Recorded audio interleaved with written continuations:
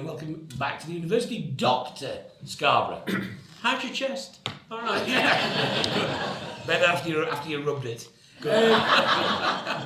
Let's go back to Pittsmore, however many years ago it is, to the young Joe Scarborough running round. Did he ever foresee a time when he'd be Dr. Scarborough? No.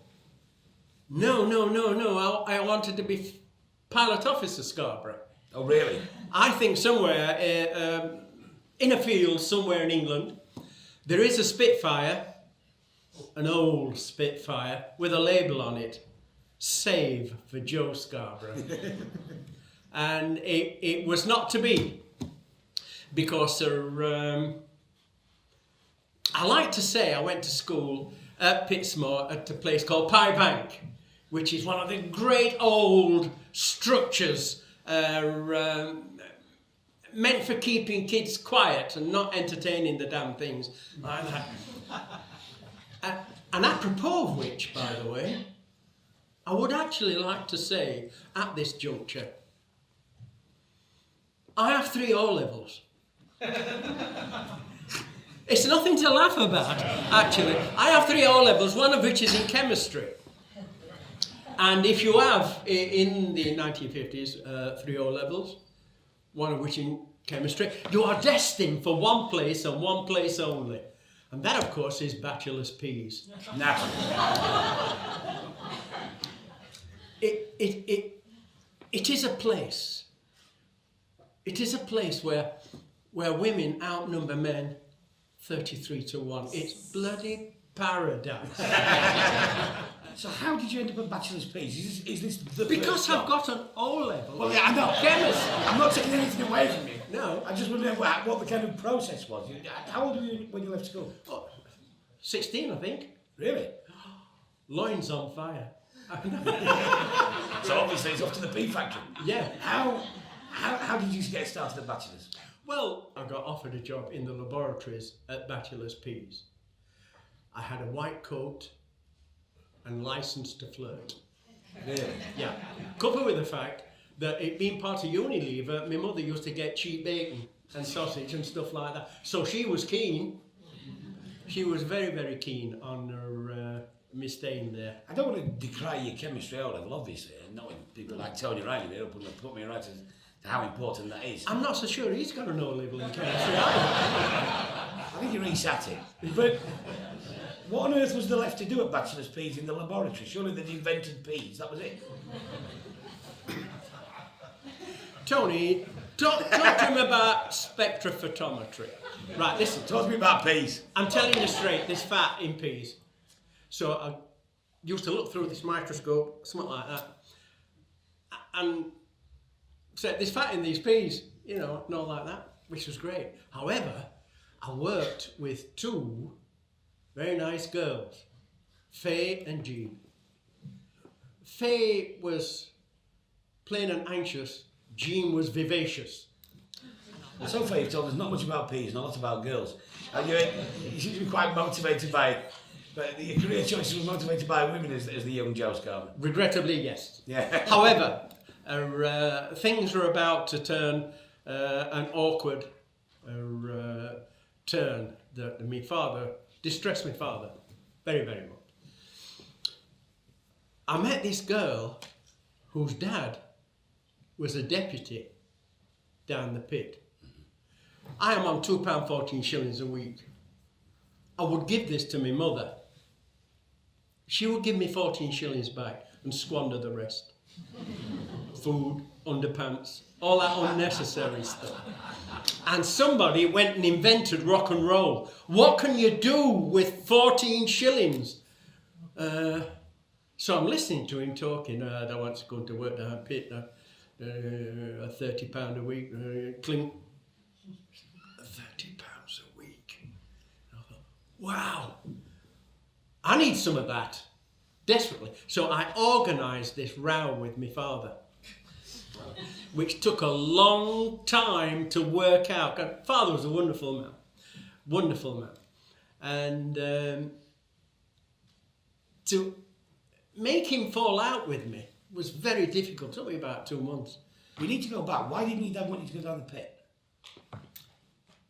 I just mentioned it. I've got 3 O levels. I'm intelligent. You know, I'm destined for greater things. All I wanted was some brass so I could, you know, buy records, suits. So this was a big thing in your house. You weren't to go down the pit. Oh no.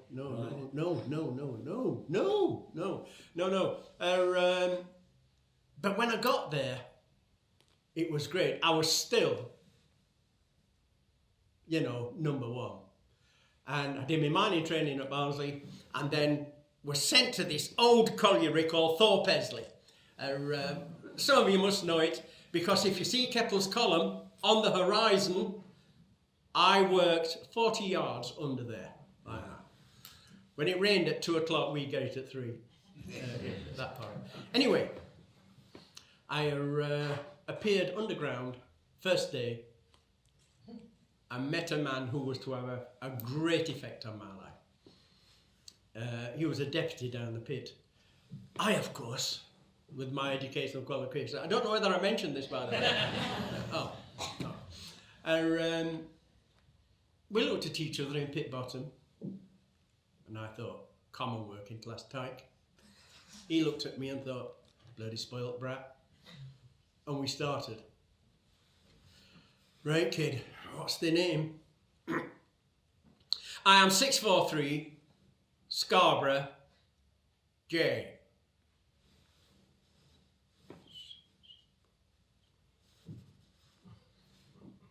I'll tell you what, we call it Filey, it's easier to spell. And that was the beginning. Chop, chop, chop, chop. And they were good. They were kind, but they were good. Alan Stacey was that man's name.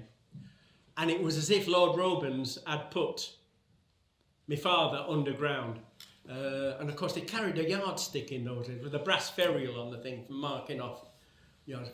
And under the Mines and Quarries Act, they were actually allowed to maintain discipline underground, which meant hitting you with a bloody stick. You sod, bang, get a prop up. So how did you take to this kind of manual labour? Loved it. I put weight on, I learnt to swear. It was absolutely fabulous. Yeah. It stood you in good stead. Oh, and I learnt to drink. And how long were you there? 4.5 years altogether. So tell me, because I mean, actually, back in the day, that's not a long time, is it, to be down the pit? Everybody who I know who was down the pit was there, man and boy, until 1984. Well, a lump fell on me one night, and I thought Lord Robens and I was part company. Right. Like that. And but the beauty was, this piece fell, my fault. I didn't put enough props up, and all like that. And this piece fell, and cut my arm and buried me. So everybody comes and sweeping away and all this sort. And up come a shot firer, Ken Williams from. He just come up from Wales, and he's in one of estates, I think. And he could see that I was beginning to shake. So he opened this box, it was about that big, and he got 6 little tubs in, full of snuff.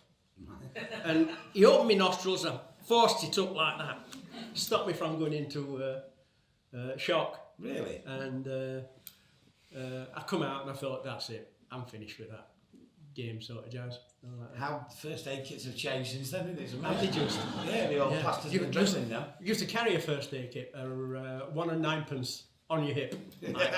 And they were full of these little, you know, the old petrol lighter things, like a little globule like that, full of morphine. Yeah. And he said, stick some morphine in him. Oh, no. Got first aid book out. Where do you stick these things then? Other fellow says, I don't know. He says, what page are you on? And I'm going, I'm shaking a bit. And I looked at, one's got St. John's, others got Red Cross. And they are at cross purposes while I'm talking. Get him out, you know, and they shifted me out, and of course I finished. But I met some wonderful people there. So how serious was the accident? Once you came out with, what happened then? 27 stitches. Really? Yeah, that's the industrial OBE. Right. So you left it behind you, you came away after 4.5 years. How did it feel to be leaving? I thought, there's an arrogance in this. because you've got a feeling deep down inside you're destined for better things. But what the stupidity is, you've left good things behind. I mean, they fattened me out, they grew me up down pit. I were a spoiled brat when I was a kid. My mother died when I was 8. My dad married again to a wonderful woman, Edna. She were a cracker.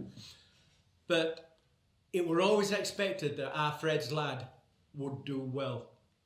Now, I used to have school reports that says... Where did that come from? Well, I wonder where that comes from. I've wondered this about you before, because, you know, when you hear about your background, you're growing up back in the day in Pittsmore, where was this idea that you were going to achieve? Well, my dad... Where did that confidence come from? Yeah, my dad were a method study engineer in the Finnish. He was smart lad, my dad, but he was self-improver.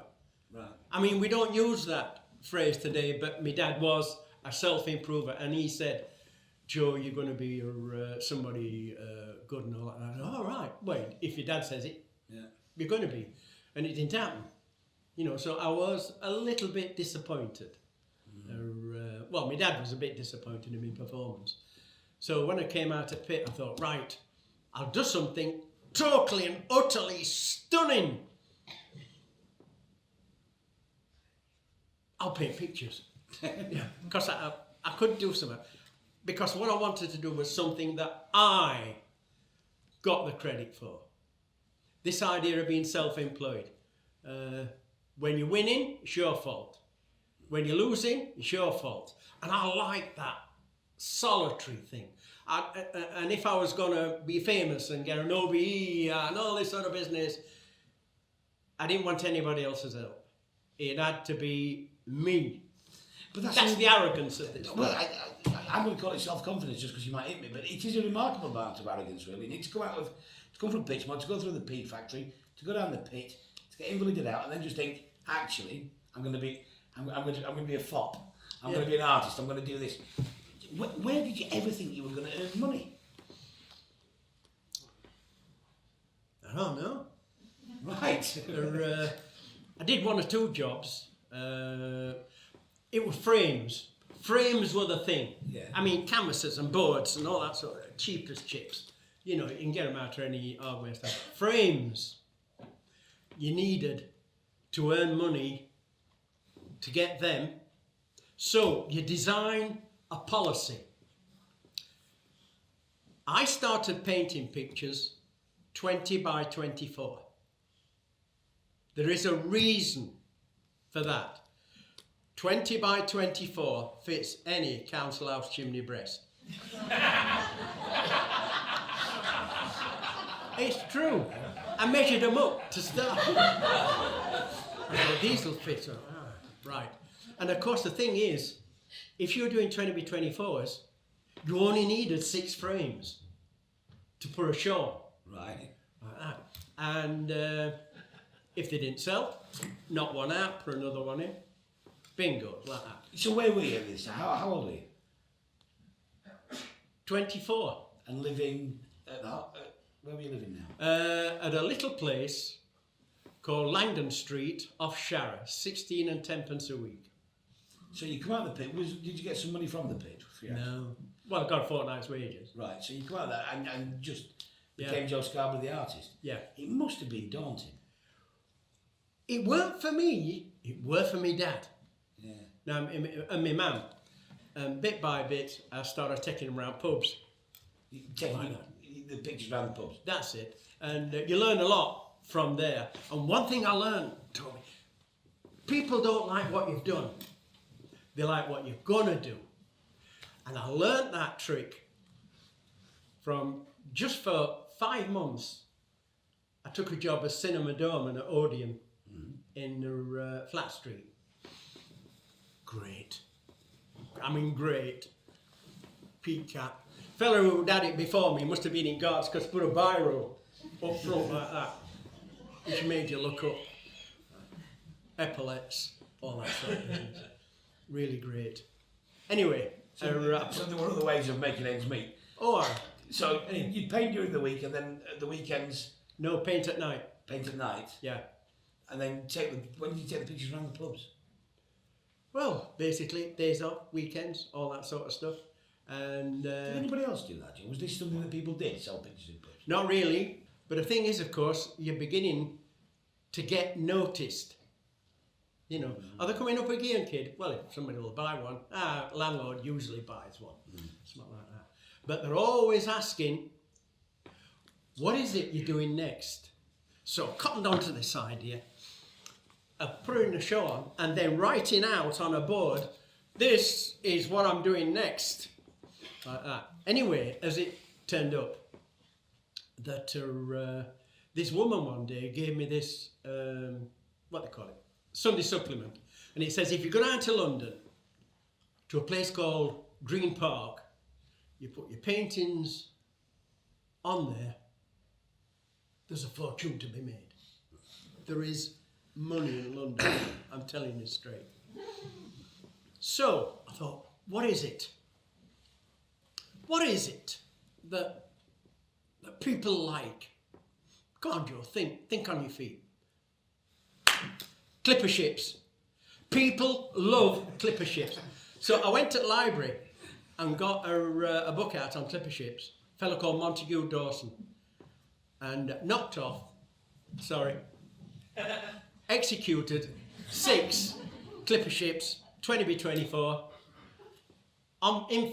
framed, which I asked to this day I have not paid for them, like that, and got myself down to London. And it's true. It's true. In Green Park, get some paintings on the walls, people are buying, it's fabulous, it's wonderful. The streets really are paved with gold. So I put mine up at the side of some right tribe, made out of watch parts and stuff like this. And Thermopylae, Cutty Sark, all that sort of thing. Anyway, pretty obvious that people got to know that Joe Scarborough's in town because London gets busy. Yeah. You know, people are coming past saying things like, they're nice, indeed they are, yes, £11 a piece. You buy 2, you know, 9 a piece, you know, and all like that. Because I'm in business. I'm in business now. Commerce is reigning. Anyway, all of a sudden, this little Volkswagen pulls up. And this tall fella gets out. And he got these new overall trousers on, you know. Call them jeans today, but they look really hip, like that. And he comes over, he says, these are good. I said, indeed they are. So it went, ding, I started to reel him in. He said, do you know who's done these? I said, these are done by Joe Scarborough, the principal maritime painter in the north, especially in maritime art. He says, you don't happen to know him, do you? I've got him. Well, as a matter of fact, Cherub, that talking to him, he said, you're he that's done these? I said, I am that. He went, bugger off, it's my pitch.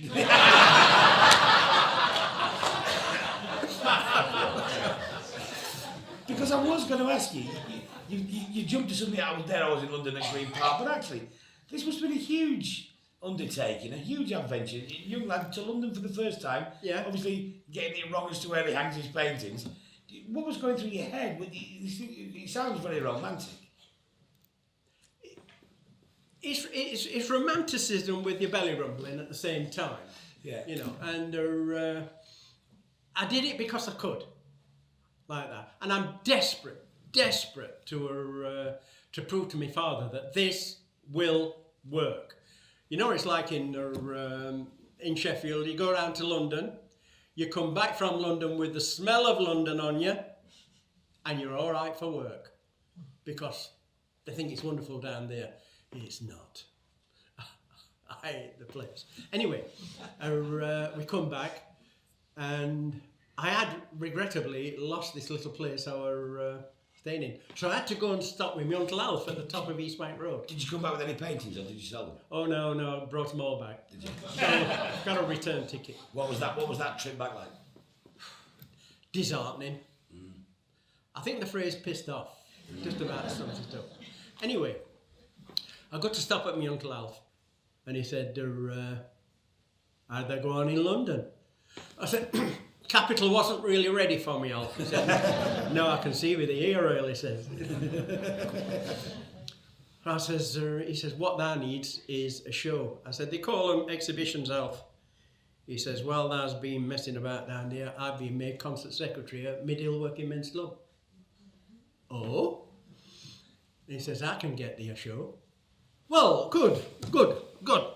Yes, I'll be involved in that. And he did, you know. But he didn't get me the main hall. He got me the room on the side where the kids go, you know. All like that. So I put this show in. Now listen. What is it that people really want? You know, Clipper ships don't seem to be doing very well. September 15th. Battle of Britain Day. Spitfires, Messerschmitts. So I got a book out at library and knocked off 6 20x24s. Executed them, yeah. All framed, fabulous value. You turn them round, there's a Clipper ship on the side. And so we hung them up like that. And bear in mind, this is the 60s. And these little kids with pop and crisps. That was my first audience. Dad on these, mister? Indeed I have. Bleeding rubbish, aren't they? Anyway, I get a book and I read aloud to these kids who obviously haven't got the educational qualifications that I've. I don't know whether I mentioned it, but all right. It was a book called Cider with Rosie by Laurie Lee. And I read a chapter every night to these poor kids. Every night? How long did this go on for? It went on for a week. What do you think? I got a week on that thing. Anyway, at the end of the night, well, at the end of the week, I've got it full of parents listening to stories, and the penny dropped. There's no future in Spitfires and Dorniers and all this. Clipper ships even less, it's being done. But stories. Can I just stop you before we move on? Because what's really interesting is, of course, and why wouldn't you? You got to make a living at this. Yeah. And it's interesting that all your choices so far, we've not kind of got the tortured artist, have we? We've got somebody who needs to make a living from what he's doing. They're very clinical decisions about what you're paying, aren't they? Yeah. And they are, the end result of them is you need to pay the mortgage. Well, we rent in them days. Yeah. But thing is, a woman once bought a picture of mine, and I think her name was Judy Thart. I'm not sure. And she paid it with a piece of blue paper, 15 quid. And it had got Barclays Bank written on it. So I nipped across the road and I went, can I have that, please? She went, no, you don't. We don't do that. Why? I just saw the picture. She says, we have what's common only as a bank account. Oh, well, okay, I'll have a bank account. How much do you want? 15 quid. No. I can let you have 5. Right? And I'm thinking I'm talking to Mrs. Bartley. You know. Oh, all right. Because they're a place called Max's. You ladies will know. They sold fabric just at the side of Aldine Court. But they also sold deck chair canvas at 6 and 9pence a yard. You couldn't drive a horse and cart through it. It was that tough. So I used to paint on that. And she used to say, how much do you want? I said, well, 3 yards. Right, I'll write you a counter check out for that money. And I used to go and pay for it like that. But then they had bank managers. And if I wanted to borrow any money, you had to go and see your bank manager. And I used to tell him lies. And I got proficient at it. And sent me a letter one day. Mr. Scarborough, are you banking with us or are we banking with you? So I go and see him. And by this time, I'm selling 1 or 2. And I'm thinking, I need for this new show, knocking on for £600. Because I was going to do catering as well. People love to eat with art. Anyway, that very morning, I'd been to a W.H. Smith's and got a bit of a record counter in there, so I was there. And I went upstairs to see Mr. Stevenson. He said, Joe, listen. I said, excuse me, Mr. Stevenson, have you ever heard of a band called the Electric Light Orchestra? He says, I think I have. We call them ELO in the game. And I described in absolute detail their new LP cover. I'm rambling on and all like that. So he says, well, all right then. I'll write you up for 600 quid. I didn't tell him I was doing it.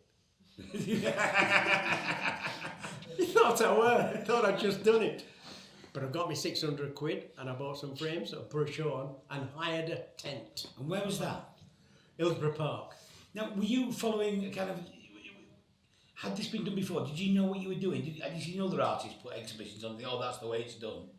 Or I don't think so. I think usually most artists start off with a job, yeah, and do it at night. Yeah. But I wanted to do it myself and all like that. And all right, it were hit and miss at times, but when you won, it's like magic. Yeah. In fact, it's like when first time I went on TV. I went in my new overcoat from Marks and Sparks, 30 quid. And we had this interview, and I'm thrilled to bits because I'm famous. Yeah. You know, I've had my name in Star and all that. And I'm rattling on. And of course, being in the media, I know the signs. Now that means wind it up. I interpreted that as, bloody good, this, keep going. Monitors going up that, click. When did you know that this was going to happen? When did you know you were going from lying to the bank manager for 600 quid to going to be Joe Scarborough, the artist who they'd want to talk to on television? Just time. It comes gradual. People, you get to know people get to know you, and commissions start coming in. And then one day, this fella come up to me and said, listen, I want you to paint for me for 2 years. I said, I can't do that. His name was Cyril Kaplan. I said, I can't do that. He says, I'll pay you £35 a week. Whoa! Rushed off home to order. I says, oh, we're going to earn £35 a week for 2 years. What we're going to do? She said, we're going to go to Whitby for a week. And that started bit by bit by bit. He then got me an introduction into London, which was the Rona Gallery, which is the sort of thing for Register of Naive Art, because I am supposed to be naive, despite the fact that I have actually got. You should make more of that. You think so? And it was great. It kept going up and up and up. And it was from London that you get to know. You get one or two good sales and all like that.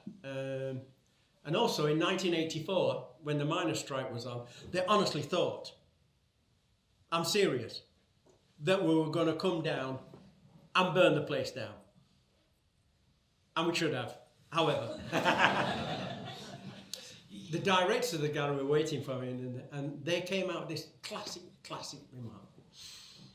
Mr. Scarborough, with the present climate and all that, we don't want any more smoky chimneys. That's what they called our stuff down in London, smoky chimneys. So they said, can you do anything else? Of course I can. Thought, for Christ's sakes, don't say portraits. Can you do sports? Yeah, I can do football. We don't want football, that's hooligan sports. I said, well, what would you like? Cricket? Oh, yeah. And I got some really, really cracking things, like the rowing thing, Henry Regatta. Oh, did enjoy that. Did that twice. We're lovely for Leander Club and stuff like that. So bit by bit, your name gets around. Then, of course, this TV thing, what they call it, internet stuff. Your name gets on there, and before you know, work is coming in. Work's coming in. Interestingly, it's all coming to Sheffield. Yeah. You'd seen London, you'd seen the pull of that, you'd not fancied that. No. You'd not been anywhere else. You'd stayed in the city. It is my native village. Yeah. Like that. Yeah, and a lot of people do say that. I mean, there are things that we know as Sheffield: Pump, Relish, Richard Hawley. But people say that about every town, really. Don't they? What is it about Sheffield that does make it special? What's got in your DNA? I think I went to court once, and I've been more than once. I've just not told them about well, fair enough. And this copper got up in box to give evidence, and he took his notebook out like that, and he says, and judge went, continue. Went, I was going about my lawful occasions when I never heard any more. I never heard any more. I thought, that's it. That's what I do. I pay people going about their lawful occasions. Now, let me tell you, there's no better place in the north of England than Sheffield for people doing that. Because they're all about walking about, and all like that. Of course, people are buying cars these days and all that. But people are going to work. I went down Northumberland Road the other day, and there are as many students there as there were coming out in Hadfields. And that's what it was like in those days. Masses of people all going about their lawful occasions. And I thought, I'm right in the middle of this. Why should I go anywhere else? I'm going to throw things open to the audience soon to ask questions. But before we get there, I want to get to where we've ended up, which is going to be a big jump from going about your lawful occasions. Yeah. But things have come back very minimalist, haven't they? I mean, the last time I saw you was squeezed on the boat on Victoria Keys there. Yeah. Tell us what's happened to what Joe Scarborough is like now. Well, Audrey died in 2002. She had Alzheimer's for a couple of years. And despite the fact that that was very upsetting, there were some funny bits in it. Because she could be very funny at times, could I? Anyway, I sold the house at her Nether Edge, and I got 160 for it, 1,000. So I paid bank off, and I was going to be mad about town. White suits, theatre twice a week. And I just, regrettably, perambulated down Canal. And of course I got a bobber too, and flush. And there was this lovely little boat called Sheba. It was beautiful. And this fella, who was, about 6 foot, got chatting to him, and he says, I'm selling this. I says, oh, how much do you want for it? He says, 27.5. I'm buying it like that. Anyway, I got there. I reduced my life to absolute minimum. And how did that feel? Magic. Having nothing. It was good. Absolutely great. Mind you, the bloody place is packed now with excellent rubbish. Yeah. Rubbish you must not... I mean, everybody's got rubbish, and you must not throw rubbish away. I'd go like that when you go on boat like that. I know how important Audrey was to you, and I know what the final years of life, I know how difficult they were. You actually got rid of a load of history, didn't you? Oh yeah. I actually lost a lot. In the personal movement, I lost all the family photographs and all that. Yeah. I actually started off from scratch. I mean, kids had gone their own way. Yeah. Andrew was in Greece, and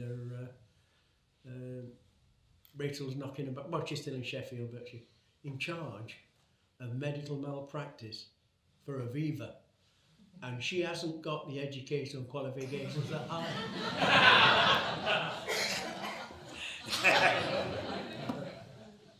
So was there any... Did you just need to be rid of memories?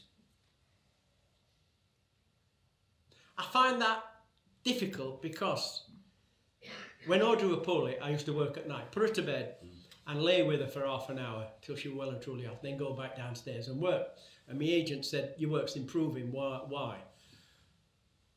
And I got into this idea of working at night. And when you're on the canal and you're working at night, the only sound you can hear is na na na na na na na. That's going up to Manor. So, there's that stillness. I mean, I could set the shipping forecast to music. I think it's just wonderful. And you are in a world of your own, which my father used to say. Edna, look at him. He's in a world of his own. It is. It's lovely. Let's get some questions about Joe's world.